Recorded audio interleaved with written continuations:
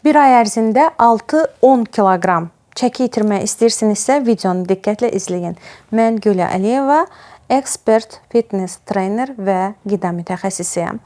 Və artıq 10 ildir ki, bu sahədə 40 mindən çox möhtəşəm xanımlar işləmiş və nəticə almış fitness transformasiya proqramının müəllifiyəm. Bugünkü videoda isə siz etap rahat bir şəkildə necə bir ay ərzində 6-10 kiloqram çəki verə bilərsiniz, bunu tam ətraflı öyrənəcəksiniz. Elə isə çayınızı, kofenizi alın və başlayaq.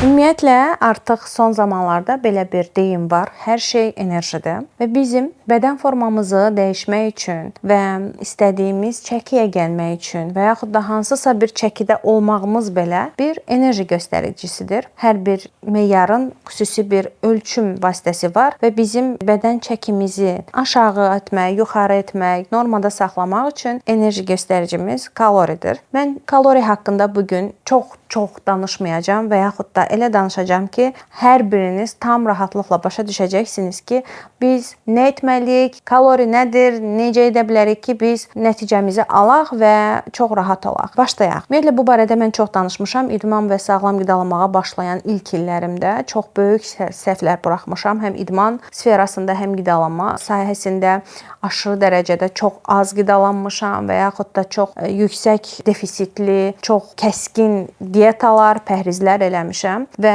bütün bunlarla mən öz hormonal sistemimə, öz metabolizmama çox böyük zərərlər vermişəm və baxmayaraq ki, hətta mən illər əvvəl çox aşağı kilodaydım, mənim bədən formam heç də istədiyim tipdə deyildi və mən bugün o illərlə müqayisədə hər zaman bunu deyirəm, daha yüksək kiloda olsam da mənim bədənimin göstəriciləri də, görüntüsü də, pi-əzələ balansı da onunla müqayisədə inanılmaz dərəcədə şok edəcək formada daha ideal vəziyyətdədir. Ona görə də mən bugün sizə ayda 6-10 kiloqram çəki itirməklə yanaşı, bunu sağlam necə edə bilərik, bunun düsturunu danışacağam. İlk olaraq isə məsələ ondan ibarətdir ki, bilməliyik ki, biz nə qədər ümumiyyətlə çəki itirməliyik. Bəlkə heç çəki itirməyə ehtiyacımız yoxdur hətta. Çünki praktikada bizə müraciət olunan xanımların bəlli bir hissəsində mən bu mənzərəni görürəm. Xanımlarımızda çəki tamamilə normaldır, yəni normal görünür. Bunu Brok düsturu var. Onun əsasında biz bilə bilirik. Məsələn, çox artıq mənə görə köhnəlmiş bir düsturdur. İndi onu sizə açıqlayacağam ki,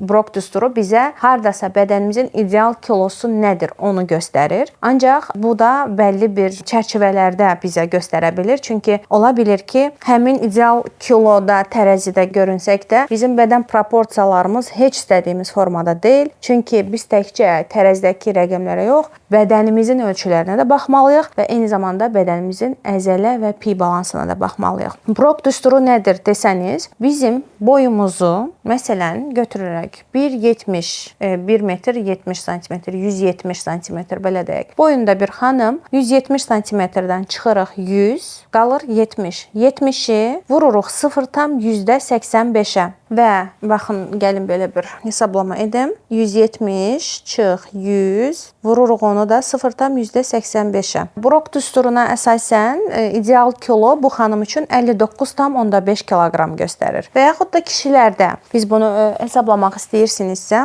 yenə də Brok düsturuna əsasən atırıq ki, 1,80 boyunda, yəni 180, çıxırıq 100, 80 qalır nəticəmiz. Bunu vururuq 0,9-a. Kişilərdə 0,9-a vururuq, qadınlarda 0,85-ə vururuq və cavab gəlir 72 kiloqram. Yəni 1,80 boyunda bir kişi Brok düsturuna əsasən ideal çəkisi 72 kiloqramdır. Ancaq bu 72 kiloqram nə kişilərdə və yaxud da qadınlarda bayaq dediyim 59,5 kiloqram illah da bu ideal çəkidir demək deyil. İndi bunu açıqlayacağam. Yenə də bəzən ola bilər ki, 1,70 boyunda bir xanımdır, çəkisi 59,5 kiloqramdır, ancaq qarın problemindən əziyyət çəkir. Qollarında piylənmə var, hip dips problemi var, selülitləri var, ayaq bölgəsində istəmədiyi bir pi toplantısı var və bütün bunlar onun göstəricisidir ki, əslində heç də məsələ heç o 59,5 kiloqramda deyil. Və yaxud da çox aktual olan düsturlardan biri bədən kütlə indeksi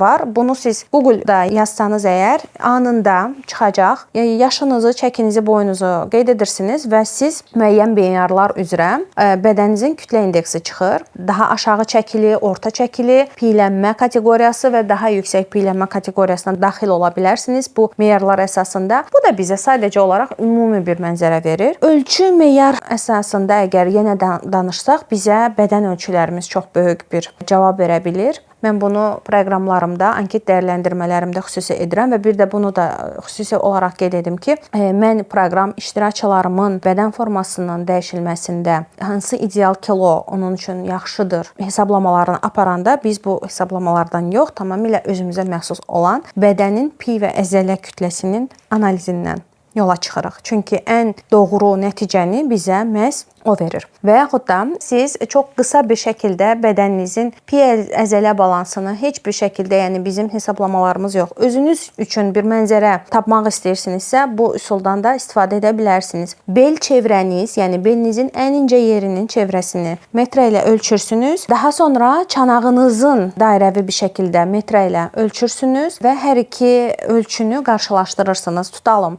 bel çevrəsi 70 sm-dir. Çanaq çevrəsi 100 sm-dir. Qadınlardadırsa bu əgər. Yenidən biz nə edirik? Bel çevrəsini bölürük çanaq çevrəsinə və bizim qarşımıza nə çıxır? Cavab 70-i bölürük 100-ə. Cavab 0,7-dir. Bu deməkdir ki, bizim bədənimiz daxili piylənmə çox yüksək formada deyil. Və yaxud da kişilərdə götürək, bel çevrəsi atıram 85 sm-dir, çanağı 95 sm-dir və 85-i bölürük 95-ə cavab çıxır 0,89. İndi sizə yenidən bir düstur deyəcəyəm. Əgər bel çevrənizi çanaq çevrənizə bölürsünüzsə və cavab qadınlarda 0,85-dən azdırsa, kişilərdə də 0,9-dan azdırsa, bu deməkdir ki, sizin bədəninizdə daxili piylənmə riski çox deyil. Daxili piylənmə əgər riski çox olarsa, sizin cavabınız 0,85-dən çox olacaq qadınlarda və kişilərdə 0,9-dan çox olacaq və bu da birbaşa olaraq insulin dirənci riskinizin yüksək olduğunu göstərəcək. Buna görə də çox Brok düsturunu qoyun kənara, bədən kütlə indeksini də qoyun bir kənara. Sizə daxili piylənmənizin hansı dərəcədə olduğunu ən qısa şəkildə göstərən hesablama məhz bu düsturdur. Okay? Bunu edək və baxaq ki, bizdə nədir vəziyyət. Amma yenidən daha ətraflı, daha detallı bizə neçə kiloqram çəki itirmək lazımdır? Daha doğrusu bizə neçə kiloqram pi kütləsi itirmək lazımdır? Cavabını daha xüsusi hesablamalar verir. Praktikamda bunu görürəm ki, mənim müştərilərimin çox yüksək faizində pi kütləsi çox olur, əzələ kütləsi isə normadan az olur və biz bədəndə artıq xüsusi bir strategiya ilə pi kütləsini azaldıb, əzələ kütləsini normasına gətirməklə məşğul oluruq və beləliklə bədəndə çox ideal nəticələr əldə edə bilirik. Yəni, əsas məsələ sırf çəkini vizual olaraq hansısa A nöqtəsindən B nöqtəsinə gətirmək deyil, A nöqtəsindən B nöqtəsinə ən gözəl şəkildə, ideal və sağlam şəkildə gətirməkdir. Burada isə hansı metodlar var? İndi onlardan danışaq. Ümumiyyətlə, ayda neçə kiloqram itirmək idealdır desəniz, burada artıq enerji söhbətindən danışmağa başlaya bilərik. Əgər bədəninizdən 1 kiloqram pi kütləsi, heç bir şey, başqa heç bir şey yox. Pi kütləsi itirmək istəyirsinizsə, siz 7700 kalori yandırmalısınız. Bu isə bir gün içində baş verəcək bir şey deyil. Bəzən olur ki, mən çox üzləşirəm, deyirlər ki, mən bugün çıxdım tərəziyə, bugün spesifik bir, hansısa bir, nə bilim, çox kəskin bir diyeta elədim, sabah da çıxdım tərəziyə və 2 kilo mənim bədənimdə artıq çəki itirmişəm, mən 2 kilo pi itirmişəm deməkdir. Bu əsla mən illatda bir gün ərzində 2 kiloqram pi itirdim anlamına gəlmir. Çünki elmi olaraq bədənimizin 7700 kalorini bir gündə yandırması mümkün deyil. Biz 7700 kalorini defisit olaraq bir həftəyə sala bilərik və bu şəkildə biz ay ərzində 4-6 kiloqram sağlam bir şəkildə məhz pi kütləsindən çəki verə bilərik. Bəs desəniz ki, bəs bayaqdan deyirsən ki, sən ay ərzində 6-10 kiloqram necə çəki verə bilərik, onun düsturunu deyəcəm. İndi sizə ondan danışım. Əgər sizin bədəninizdə pi kütləsi yüksək faizdədirsə və eyni zamanda bunun paraleli olaraq bədəninizdə yüksək formada ödəm və şişkinlik varsa, bəli, siz ay ərzində 10 kiloqram çəki verə bilərsiniz. Ancaq ay ərzində 10 kiloqram pi kütləsi itirmək bizim üçün mümkün deyil. Amma bu ödəm şişkinliyin də itirilməsi xüsusən də yüksək kilolu və yüksək pi kütləsindən əziyyət çəkən insanlar üçün aşırı dərəcədə önəmlidir. Çünki bədənimizdə yüksək pi qədər yüksək ödəm də ürəyə, böyrəyə, oynaqlara aşırı dərəcədə ağırlıq və çətinlik yaradan problemlərdən biridir. Bizim ona görə də uzun müddət qidalanmasına, idmanına nəzarət etməyən, fikir verməyən insanlar bizimlə birlikdə bir proqrama başlayanda ilk ayki nəticəsi hər zaman ən maksimal nəticə olur. Çünki biz bu həmin bir ay ərzində mütləq bir şəkildə bütün bədənin ödəmini, şişkinliyini alırıq və eyni zamanda pi kütləsini faiz olaraq aşağı salırıq və hətta əzələ kütləsini normaya gətiririk və beləliklə biz 21 gün ərzində gördüyünüz o möcüzəvi nəticələri ala bilirik. Çünki bizdə ilk ayda, belə deyək, xam bir formada bir materialla işləyəndə nəticəmiz ilk ayda ən yüksək bir formada effektivliyində olur. Daha sonra isə bunu biz davam etdirə bilirik. Bizim hər ay, hər proqramımızda iştirak edən qızlarımız var ki, artıq bədən formalarındadılar. Sadəcə onu saxlamaq üçün bizimlədilər. Çünki proqramlarımız çox əyləncəlidir. Qidalanması, idmanı artıq həyat tərzinə çevrilən insanlar var. Ancaq ümumiyyətlə ilk ayda ən gözəl nəticəni alırıq. Daha sonra isə bu gözəl nəticəni daha da gözəlləşdirə davam edirik. Yəni bu bizim həyatımızın bir hissəsinə çevrilir. İndi isə keçək əsas məsələ qidalanmamız necə olmalıdır ki, biz ay ərzində 4-10 kiloqram çəki itirə bilək. Mən sizin üçün burada bəzi trüklardan danışacağam. Ən birinci sir odur ki, qidalanmağımızı sevməliyik. Yəni hansısa bir proqrammı deyim, pəhriz növümü deyim, bunu biz qısa müddətli dözüm, özümə zülm edim, nəticəmi alım formatında yox, özümü sevim, yediyim yeməyimi sevim, yediyim yemək mən onu zövqlə qəbul edim prizmasından baxsanız əgər, bu artıq sizin kodunuza, beyninizə, bədəninizə hopacaq və siz ömrünüz boyunca harda olmağınızdan asılı olmayaraq artıq əliniz, gözünüz məhz sizə xidmət edən və sizi gözəlləşdirən qidalarda olacaq. Buna əmin ola bilərsiniz. Yəni ilk olaraq qidamızı sevməyimiz lazımdır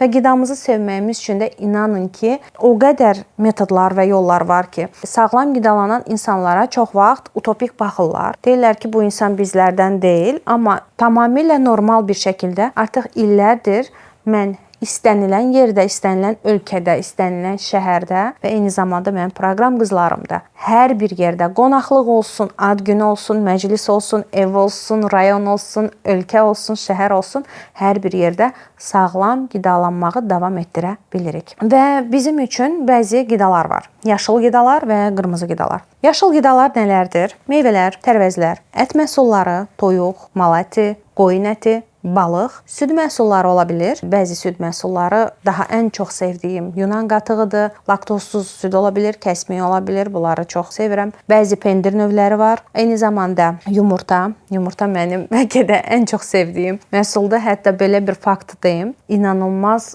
uzun saatlar ac qalmışamsa, mənim yemək istədiyim tək bir yemək var, o da yumurtadır. Yəni yumurtanı inanılmaz dərəcədə həqiqətən də çox sevirəm. Ona görə də yumurta fərqli formalarda, fərqli reseptlərdə bizim rasionumuzda iştirak edə bilər. Və tərəvəzlərdir, göyərtilərdir, müəyyən çərəzlərdir və paxlalı və dənli bitkilər. Bunlar bizim yaşıl qidalarımızdır. Yəni heç bir prosesdən, işləmdən keçməyiblər, təbiətdən necə gəliblərsə, elə o cürdə bizim mətbəximizdə, evimizdədirlər. Bütün bunlar yaşıl qidalardır və görün nə qədər çox bizim yaşıl məhsullarımız var ki, biz onlarla günümüzü keçirə bilərik. Qırmızı qidalarımız isə kalori dense qidalardır. Kalori dense qidalar nə deməkdir? Yəni kalorisi çox, özü isə boş. Yəni belə bir müqayisə aparaq. Bir ədəd konfet və bir ədəd ədəd alma. 1 ədəd alma aşağı-yuxarı 50 kaloridir. Qramajı da bir 100 qram, 120 qram deyək. Siz həmin almadan, 120 qramlıq almadan 50 kalori alırsınızsa, bu 50 kalorinin içində sizə faydalı olan vitaminləri, mineralları o qədər yüksək formada alırsınızsa. Amma kalori dense qidalarda 100 qramlıq bir məhsuldan 350-400 kalori alırsınız və tərkibində heç bir vitamin, heç bir mineral almırsınız. Məhz qırmızı qidalar bunlardır. Marketlərdə əlinizə hansısa bir paketli qida keçdiyində onun arxasını çevirib kalori dəyərinə baxsanız, əgər onun 100 qramında 150 kaloridən çox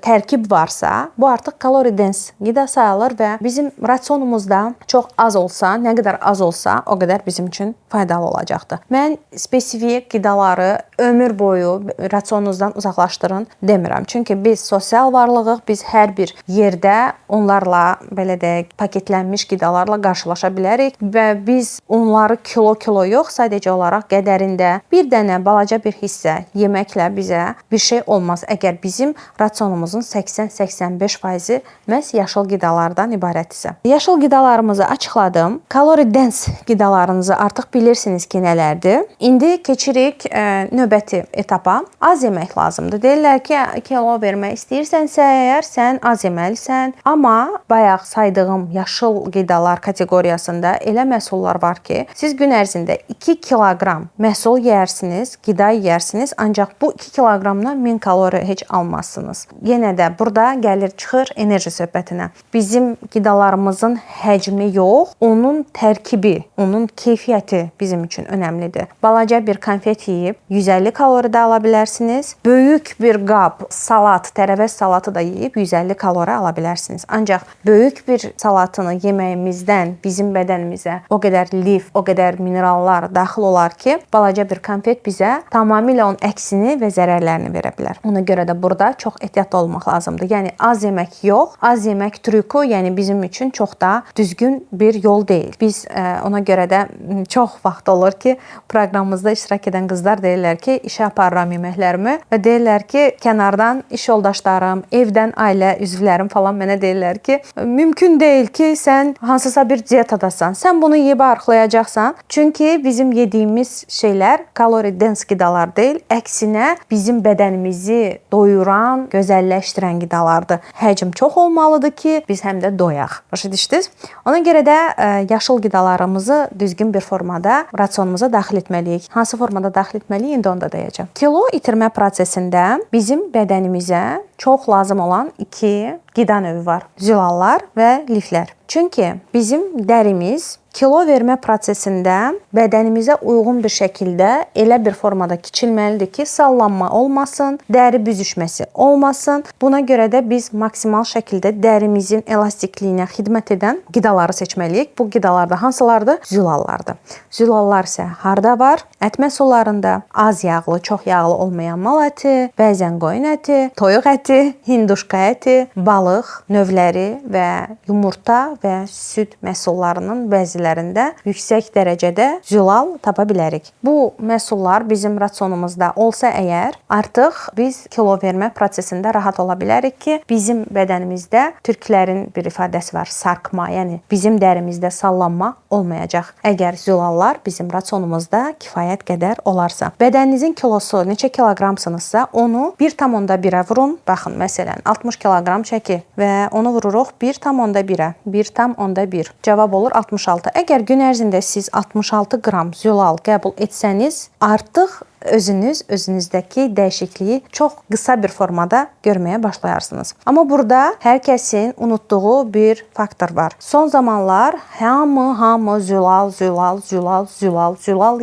ye, proteinlə zəngin qidaları ye deyir, ancaq bir şey unudulur. Liflər. Liflər bizim mədə-bağırsağımızın sağlamlığı, eyni zamanda zülalın bədəndə çox gözəl bir formada sintez olunması üçün lazım olan ən əsas qida qrupudur. Liflər tərəvəzlər də çoxdur, göy-göyərti də çoxdur, yaşıl tərəvəzlər də inanılmaz dərəcədə çoxdur. Bəli, meyvələrdə də var, ancaq ən yaxşı vəziyyətdə zülalla sintez olunacaq forması tərəvəzlərdir. Ona görə də əgər bizim rasionumuzda kifayət qədər liflər və zülallar varsa, artıq siz nəticə almağa başlayacaqsınız. Və növbəti bizə gün boyunca gözəl enerji verən qidalardan biri də mürəkkəb karbohidratlardır. Mürəkkəb karbohidratlar dənli bitkilərdir, yəni düyüdür, qarabaşaqdır, bulqurdur, kinoadır və s. yulafdır. Bunlar bizdə yüksək bir formada toxluq hissi yaradır, enerji verir və bizi uzun saatlar tox saxlayır və lazımsız insulin oynamasının qarşısını alır. Bizim rasionumuzda bir boşqab təsəvvür edək. Bu çox klişedir. Yəqin ki, çoxunuz bunu görmüsünüz. Boşqabın yarısı tərəvəzlər olarsa, göygöyərti olarsa, xiyar pomidor olarsa, 25% ət olarsa və 25% hər hansı bir mürəkkəb karbohidrat olarsa və bu arada onu da deyim ki, mürəkkəb karbohidrat deyəndə həm də bişmiş tərəvəzlər nəzərdə tutulur. Yəni tərəvəzləri çiğ şəkildə yeyirsinizsə, bu bizə daha çox lif olaraq qəbul olunur, amma bişmiş tərəvəzlər artıq mürəkkəb karbohidrat qrupuna daxil olur və bizə daha başqa bir formada enerji verir. Qabımızın 25% mürəkkəb karbohidratlar, 25% zülallar və 50% tərəvəzlər olduğu halda siz ideal yeməyinizi yeyəcəksiniz və ayda istədiyiniz çəkini artıq verməyə başlayacaqsınız. Və bizim gün ərzində zülal yeməyimizin səbəbi odur ki, biz bədənimizdə maksimum olaraq əzələ kütləsini saxlayaraq kilo verməliyik. Çünki kilo vermə dönəmində bütün insanlarda belə bir survivor funksiyası var. Bədən acılığa düşdüyü üçün maksimal şəkildə piyini qoruyub saxlamağa çalışır və əzələsini itirməyə yönəlir. Və bizim bədənimizdə çəki vermə prosesində, xüsusən də sürətli çəki vermə diyetaları, pəhrizləri, detokslarında nə baş verir? Bədən əzələsini yola salır, piyini saxlayır və çəki vizual olaraq tərəzidə hansısa bir rəqəmdən bir rəqəmə düşübsə belə, güzgüdə bu fərqi çox görmürsünüz. Çünki bədən piyini saxlayıb əzələsini itirib. Piyi çox olan bədən isə daha boş, daha enli, daha böyük görünür. Amma əzələ kütləsi çox, pi kütləsi az olan bədənlər daha sıx, daha kip, daha gözəl dəridə görünür və bizim bədənimizdə əzələ kütləsini tam yüksək formada qoruyub saxlaya bilmək üçün kilo vermə dönəmində ehtiyacımız var zülalımızı yaxşı yeməyə. Zülallar, liflər bizim çox önəmli bir dostumuz olsun. İndi son olaraq çox kiçik formada nədə nə qədər kalori var tövsiyəsini də sizə vermək istəyirəm ki,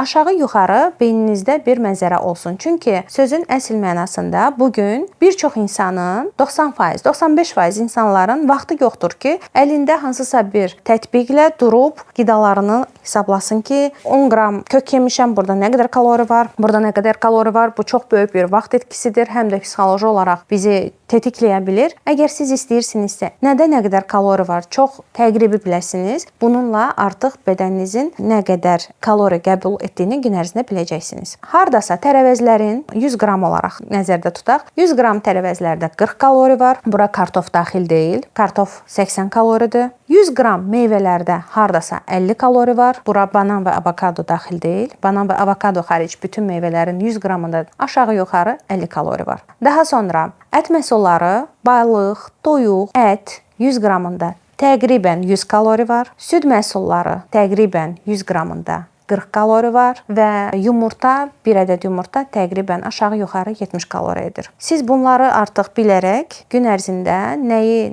neçə kalori yediyinizi aşağı-yuxarı biləcəksiniz. Və bunu bildim, bundan sonra nə olacaq deyirsinizsə əgər və kilo verməyim üçün nə qədər yeməliyəm deyirsinizsə əgər, belə bir hesablama edək. Siz gün ərzində heç bir dietasız, heç bir rasionsuz, rejimsiz nə qədər yediyinizi dediyim rəqəmlərlə bir tutuşturun, hesablayın ki, siz gün ərzində nə qədər kalori alırsınız. Və bunu 20-40% azaltmaqla siz artıq defisitə və kilo verməyə başlaya bilərsiniz. Mənim önərim 20% deyil, 40% də deyil. Biz proqramlarımızda çox qızıl ortanı götürürük ki, nəticələrimiz nə bədənə zərər gətirsin, nə də bizi qorxutsun, stresə salsın. Ona görə də tam orta bir rəqəm götürüb onu 30% məsələn götürürəm. Azaldırıq orta qidalanmanızı və beləliklə dediyim yaşıl qidalara üstünlük verərək siz artıq ay ərzində 10 kiloqrama qədər çəki itirə bilərsiniz. Beləliklə məncə sizə tam düsturu və ətraflı bir şəkildə analizi verə bildim. Səhər yeməklərinizi mütləq bir şəkildə yeyin. Hətta 30-30-30 qaydası var. Səhər yuxudan oyandığınız 30 dəqiqə ərzində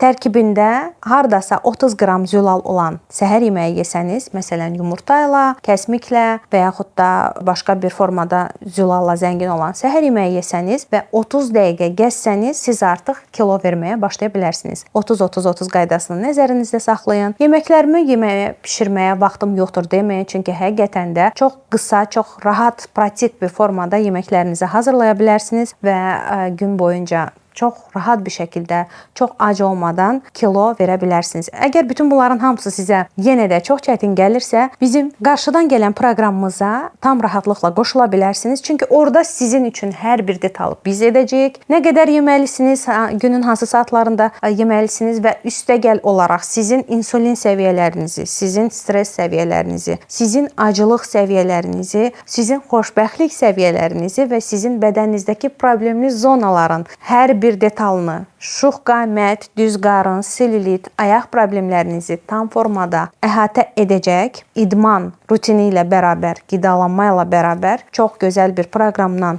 ideal nəticələrinizi almaq istəyirsinizsə və bütün bunların çox rahat bir, komfortlu şəkildə etmək istəyirsinizsə, bizim qarşıdan gələn Bikini Body proqramımıza qoşula bilərsiniz və bu nəticələrimizdən birini çox rahat bir şəkildə siz də ala bilərsiniz. Həqiqətən də hər şey düzgün hesablamalarla, düzgün elmi yanaşmalarla mümkündür. Ac qalmayacaqsınız, çox əylənəcəksiniz, çox rahat bir şəkildə, daha enerjili, daha rahat, daha komfortlu hiss edərək ən gözəl nəticələrinizi bizimlə ala bilərsiniz. Aşağıda info hissədə proqrama ön qeydiyyat üçün link yerləşdirmişik. Bu linkdən qeydiyyatdan keçərək sizinlə bizim komanda ən qısa zamanda əlaqə saxlayacaq və siz ətraflı məlumat alaraq proqramımızda iştirakçı ola bilərsiniz. Hər birinizi çox sevirəm. Əgər video sizin üçün çox faydalı oldusa, ümid edirəm, əminəm ki, elədir. Çünki çox önəmli düsturlardan danışdıq. Bütün düsturları öz üzərinizdə bir dəfə də yoxlayın, hesablayın, görün nəticəniz necə oldu. Aşağıda rəy bölümündə qeyd edin. Oxumaqdan çox zövq alaram. Növbəti videolarda görüşənə qədər özünüzə yaxşı baxın.